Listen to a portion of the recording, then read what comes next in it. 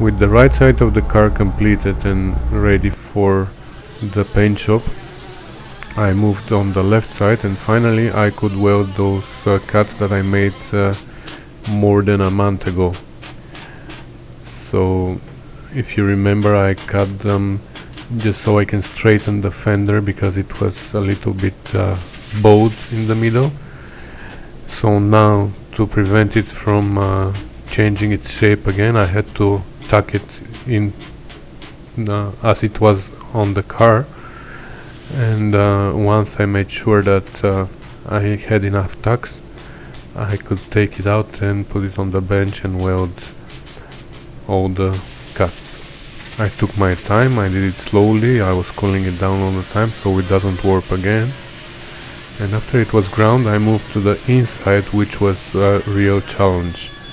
It was even challenging to remove the paint from around the cuts so I can weld it properly. The actual welding wasn't that hard. Again, I had to take my time, do it slowly. But the grinding after was what took a lot of time. I ground it as much as possible with the angle grinder. Of course, I couldn't reach everywhere, so I downsized to a cutting wheel with a cutting disc. I know it's not supposed to be used for grinding, but I was really careful. And for some areas I needed to downsize even to my little grinder, which I call my dentist grinder, so I can reach in those areas. It was so tricky. So it took me a couple of hours to weld and grind only 2 of the cuts inside. That was a few weeks ago, and since then I didn't have too much time to work on this car. I still worked on it, but I worked more on other projects, and now I'm back to it. Okay, I'm finally on the other side of this car. And here I have to do pretty much the same things as I did on the other side. First of all, here somebody who I know fixed this. Fixed, of course, in parentheses, because this is not how you fix cars. Anyway, so I'm gonna have to cut this out and weld new piece and make it nice and smooth. Also here you can see the gap is not very even, so I have to build a little bit here and I have to deal with that. Otherwise the rear fender is pretty much done. Yesterday I worked here on this gap on the door, made it more or less smooth. Here I will have to match with the other side, but I think not only I have to pull the rocker out, but I also have to make a small cut here on the fender and push it in, because you see this shape is not nice. There's no curve here, there's just angle, so I have to deal with that too. As you see, the door has some rotten areas which need to be replaced. I'm gonna cut out pieces and replace them with new sheet metal. Here the rocker matches the fender pretty much okay. Maybe I need to work a little bit here too. I will see. Yesterday I also started dealing with this gap. It was a little bit too big, so I added a little bit weld here. I'm gonna have to add a little bit more here, and then I'm gonna grind it and we'll make it nice and smooth. And you remember this fender, I made those cuts before, but I didn't weld them all. Now I still have to weld inside. I welded outside and some of them inside.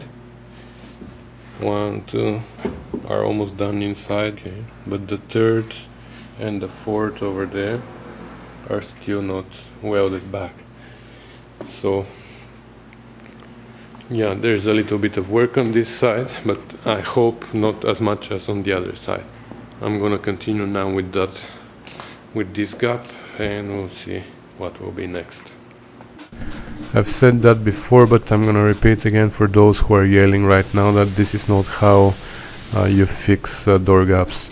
On this car I already added more than half an inch, between half an inch and 3/4 of shims at the back, and the gaps are still too big, and not only at the top but also at the bottom of the door.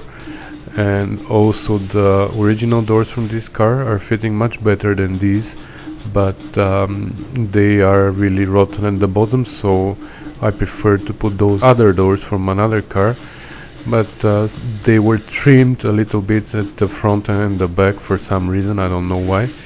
So according to me that's the only way to fix the gaps. I needed to extend the doors back to their original size.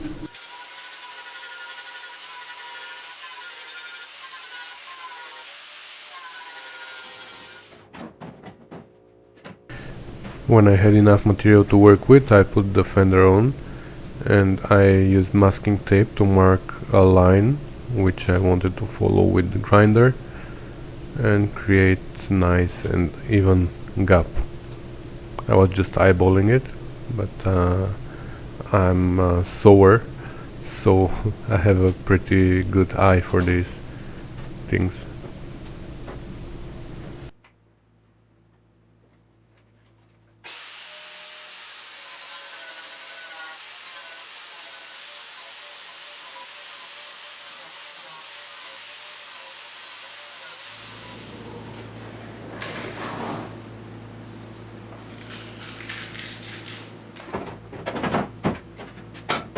Then I installed the fender again, and I made sure that the gap is as I wanted it, and when I was happy I could remove the door and put it on the bench and work on the inside.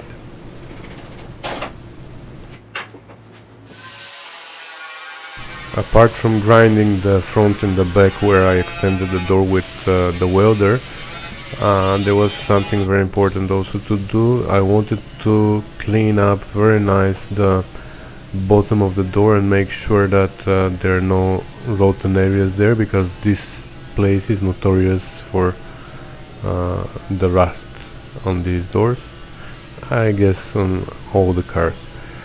And of course there was one place like that in one of the corners. The shell of the door and the skin were pitted a lot, and they were rusted through. So here I needed to replace not only the skin but also part of the shell, the whole corner basically. But apart from that there weren't any other issues with the door inside.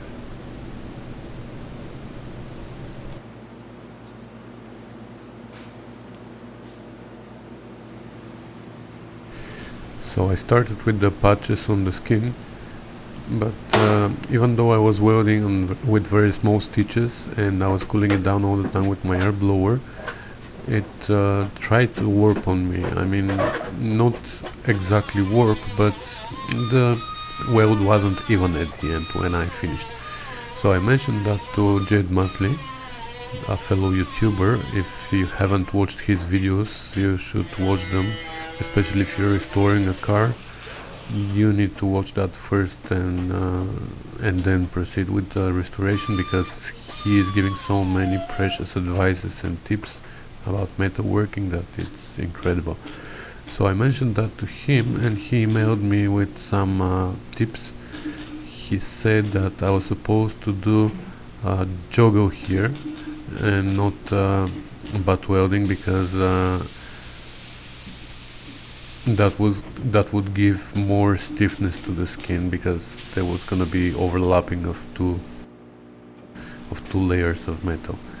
But anyways, these advices came a little bit late because I already finished, but that's my fault anyways.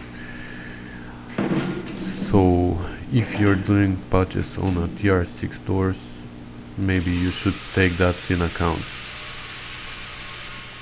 So next, after the first patch, I decided to do the corner. I mentioned before I had to remove the skin, fix the shell, and then replace the skin. on the corner. So first I ground the edge, and then I cut the patch out. Came out very easy. Here you can see the pitted part of the shell.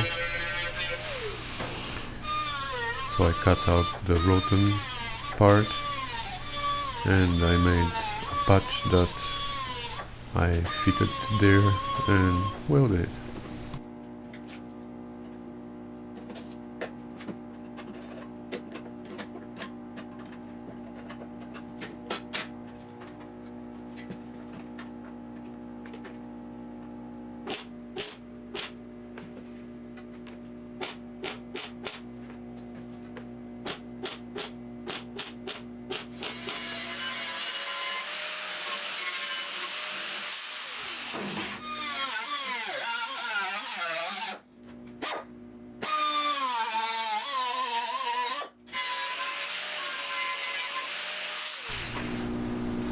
For the skin patch I had to pre-bend the flanges, so I measured from the old flanges the exact width so they match.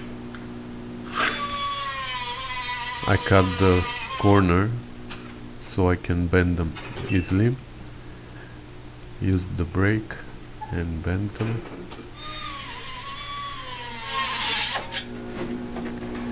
And then I figured that actually it needs to be a little bit curved. So one side was easy to curve, but how do I bend the side where I have flange already? Wow.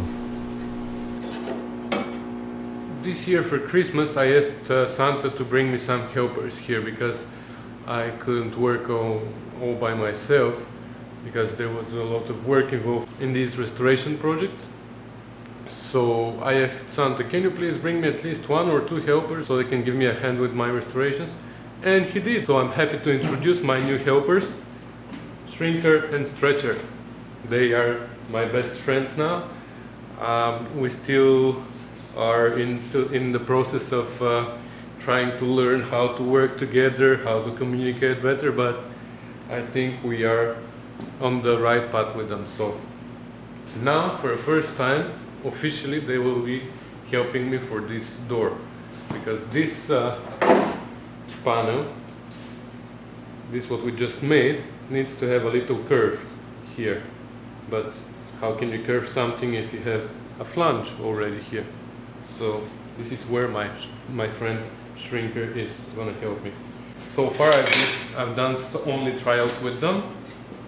But basically how it works is you take an angle, for example, and it basically shrinks the metal around. Still not adjusted to the new work, but he's gonna get used to that. So you see what happens? It shrinks this part of the metal and it bends. The other friend does the opposite. It's not clamped here, but he stretches. He takes this flange and he stretches it. Okay, it's not clamped right now, but basically this is what he does. So you can do those funny things. So they're my best friends now. Anyway, so this now needs, I just don't wanna, yeah. So we need a little curve here, very little. So I'm not gonna push too hard with the shrinker. I'm gonna just shrink a little bit.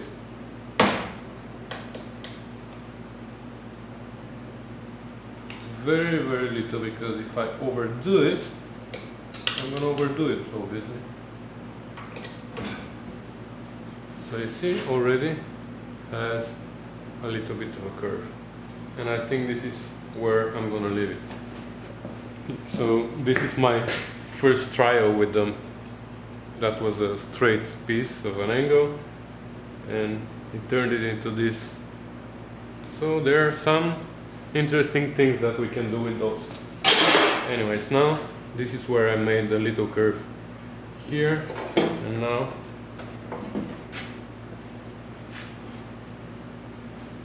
it follows this natural curve of the door.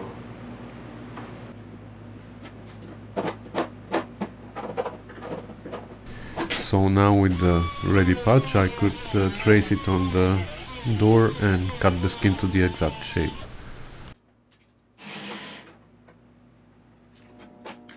I primed the parts that were gonna get hidden, and then I tucked the patch in place. Then I bent the flange completely.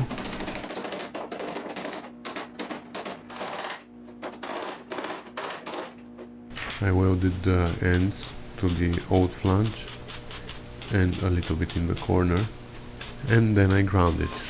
It wasn't perfect, it was a little bit wavy, but nothing serious. It could be smoothened out with body filler. So there was one more patch to be done, but this one was very easy. I just took out one piece, put the other one, and done. That's it. Okay, I think with the door we are almost done. Needs to be smoothened out with some Bondo, but yeah, metal work is done. I still need to deal with the rocker there because it doesn't align with the door and with the fender over there. But before that, I think I'm gonna do first this part here where somebody screwed up completely. In the previous episode I showed you how I fixed the other side, so I'm not gonna go into too much detail here, but I still want to show you what was hidden underneath the patch.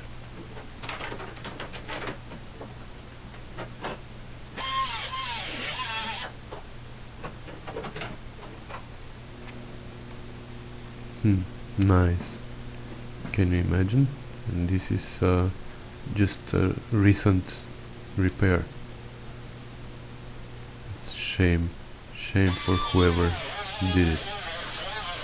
When I see a 50 years old car in this condition, I feel respect. I mean, respect for the car and respect for the engineers that made it survive for so many years. But when I see a car that's in this condition after it was recently restored, I feel, I don't know what I feel. I feel like swearing. Just notice the big chunk of Bondo that's sitting right next to the hammer. That was there. So that's like 3/8 of an inch thick. I'm gonna keep that as a souvenir. I have one from my Spitfire, and now that's the next one. I'm gonna keep one from every project because I find that this is really common now, even on the customer's car that I work on. You'll see in one of my next videos, it's the same thing. Somebody patched something but didn't even cut out the rust. They just put new patches on top and the rust is still sitting there, or just put Bondo over big holes. Like, how do these people work? I know they do it for money, but that's not done. That's like cheating. I don't know. I don't understand this. Anyways, so here I put some seam sealer between the two flanges where the two panels meet each other. I don't know if this is gonna hold the water out, but at least I know that I tried. And then I welded the small patch. Made sure that it's straight in all directions, and I made another one for the big hole. Again, thanks to Peter, or as known as Jade Mutley. I hope I pronounced that right. I learned that I need to keep the metal cooled down so it doesn't warp. And again, I put some Bondo and left the fine work for the professionals later. So that's it for this episode. I hope you enjoyed it, and I'll see you in the next one. Thanks for watching, and thank you for all your nice comments. They really inspire me to do more and more videos and to try and improve my skills and make the videos better, you know. Thank you.